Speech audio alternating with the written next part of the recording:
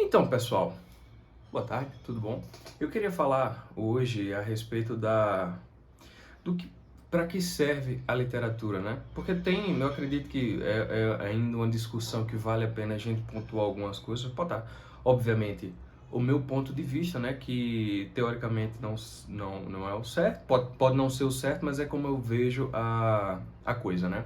Então, assim, no primeiro vídeo aqui do Conversa na Catedral, do canal, eu coloquei um vídeo citando alguns trechos, lendo alguns trechos do Todorov, onde ele fala que a literatura ela é sim um auxílio para a vida, e ele vai dissertar sobre isso, falando que a literatura ela sim traz alguns acréscimos à percepção humana, tanto do que é a vida, de como viver a vida, como ver as outras pessoas também, como ver toda essa problemática da vida e do drama da vida humana, para falar a verdade, né?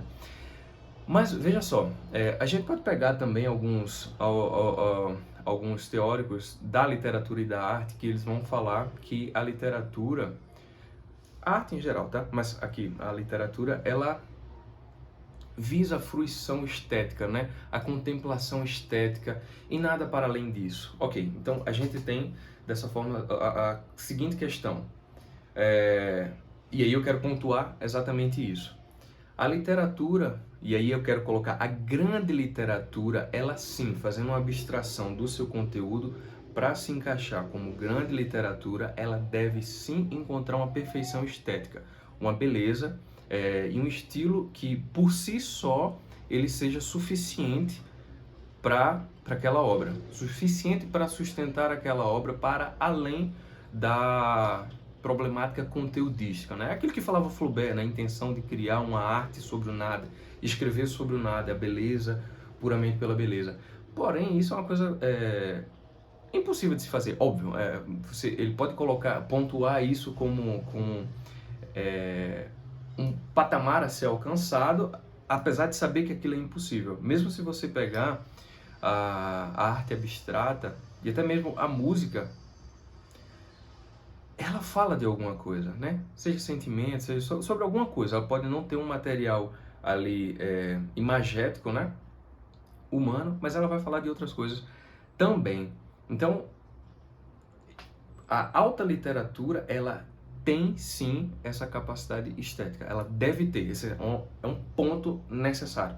Para ser alta literatura, esteticamente aquela obra deve ser, eu não vou dizer impecável, porque aí vai muito do gosto pessoal de cada crítico, de cada leitor, né? Mas ela deve sim ter qualidades estéticas suficientes para você dizer, cara, isso aqui é belo, isso aqui é catártico, né?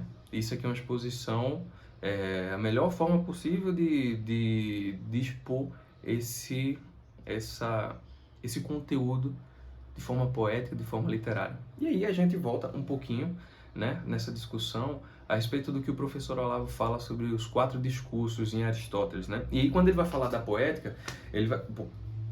os 4 discursos, como o professor Olavo coloca, eles estão ligados em sequência em busca da verdade, né? Mas, obviamente, quando se coloca a poética, que é o primeiro dos 4 discursos, eu digo, o primeiro em busca da verdade, né? Em último, na verdade, ele está na base da pirâmide. Ou seja, na poética não se busca a verdade necessária, mas a verossimilhança. De modo que a verdade e a verossimilhança na poética estão submetidas à beleza. A poética visa a beleza principalmente com a verossimilhança do discurso, né, para que aquilo seja palatável para o leitor, para que aquilo faça parte de um universo crível, de um universo onde as pessoas consigam identificar a vida humana possível nele. Mas não necessariamente seja verdadeiro. Ele vai estar sim submetido à beleza. Tanto a poesia quanto a prosa, eles vão estar submetidos à beleza acima de tudo. A grande poesia, né? E a grande prosa submetidos à beleza acima de tudo. Isso é um ponto que eu queria comentar aqui com vocês. Obviamente, é uma pequena abstração que a gente faz. Todo estudo acaba sendo uma abstração quando a gente fala de conteúdo, de forma, de uma arte. De modo que eu vejo dessa maneira, né?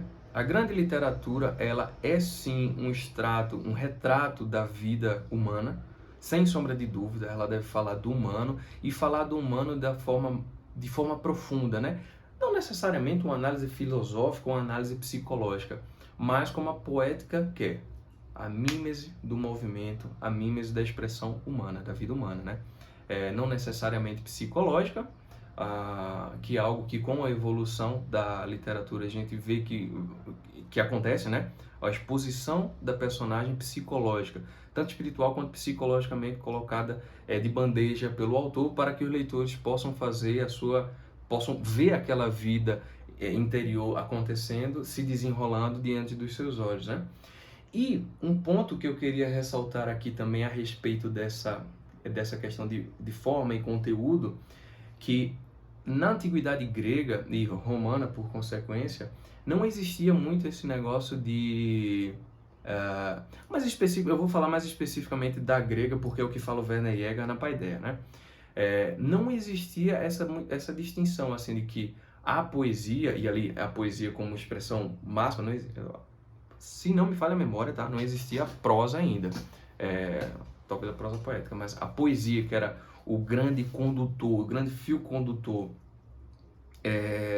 da educação e da estrutura intelectual e religiosa dos antigos gregos, ela não era dissociada do ensino, nem da religião, nem do ensino cívico, nem nada. Tanto que se você pega Homero, Hesíodo, você vai ver que na poética, além de estar a estrutura máxima da beleza, da integridade como forma, você vai ter lá um ensinamento também, por óbvio, do que era ser o homem grego por excelência.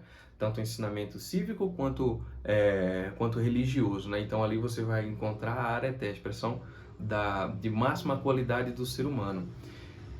Dito isso, um pouco mais à frente, o Werner Jäger ele vai falar que a igreja, após identificar e encontrar esses exemplos poéticos, a Odisseia, a Ilíada, o trabalho, tudo isso, ela cria, e é a Igreja Católica sabiamente que cria essa distinção entre forma e conteúdo. Porque se fosse uma coisa só, por óbvio, por ser uma literatura pagã e ser toda uma estrutura pagã aquilo ali, a igreja estupidamente jogaria aquilo ali fora. Mas a igreja é inteligentíssima acima de tudo, e ela viu que para além do conteúdo pagão, que sim poderia ser cristianizado, colocado como hoje se tem, né? Como formas psicológicas, como os deuses, os deuses heróis, como formas psicológicas e arquetípicas do ser humano.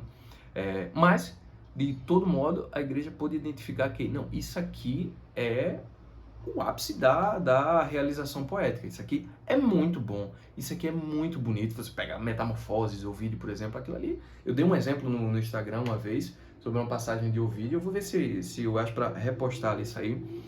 Um exemplo de alta literatura e de baixa literatura mantendo o mesmo conteúdo. Então, tem essa distinção, e a igreja sabiamente pôde passar isso adiante, com o universo clássico, dizendo que aquilo ali era sim algo que a humanidade deveria preservar, porque é muito bela e de certa forma, e de outro modo, né? Ela ensina-nos a viver, ensina-nos a ser mais humanos, né? Então, basicamente era isso aqui que eu queria falar para vocês, tá? Esse aqui vai para o Instagram, então curte aí, galera, compartilha com o pessoal. Esse aqui vai para o YouTube, então curte o canal, compartilha esse vídeo, deixa um comentário. E é isso, galera. Beleza? Valeu, até a próxima. Tchau, tchau.